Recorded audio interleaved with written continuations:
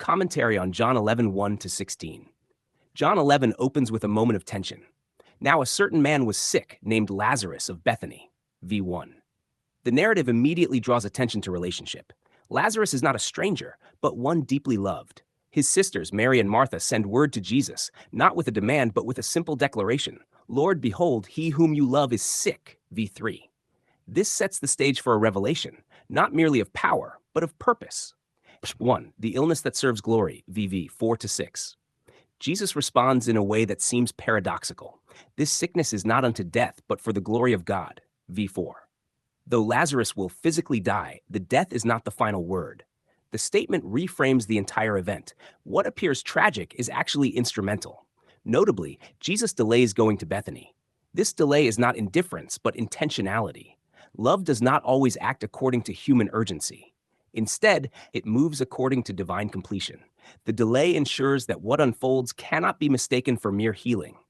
It will be a demonstration of life overcoming death in a definitive way.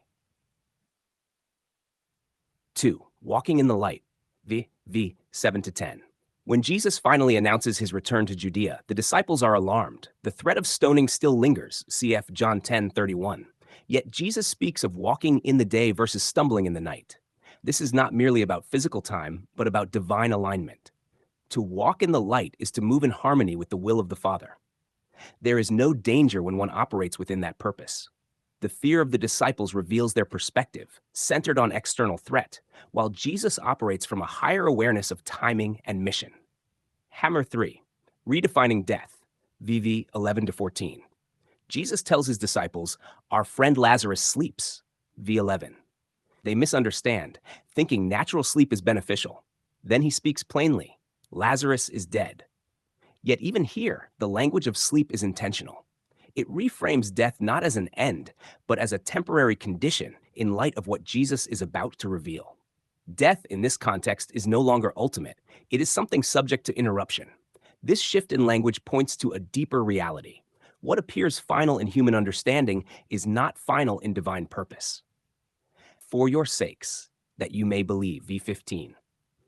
Jesus makes a striking statement. I am glad for your sakes that I was not there, that you may believe. The absence was purposeful. Had he been present earlier, Lazarus may have been healed before death occurred. But now, something greater will be revealed. This is not about producing belief through fear or loss, but about unveiling a completed work that brings clarity. The disciples are being drawn into a fuller understanding, not just that Jesus heals, but that he is the source of life itself. 5. Thomas and the misunderstood journey. V16. Thomas responds with resignation. Let us also go, that we may die with him.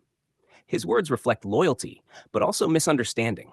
He interprets the journey as one leading to death, not realizing it is leading to a revelation of life. This contrast highlights a recurring theme. Human perception often anticipates loss, while divine purpose is unveiling fulfillment. Theological reflection. John 11, 1-16 is not merely about a miracle to come. It is about unveiling a reality already established in the person of Jesus.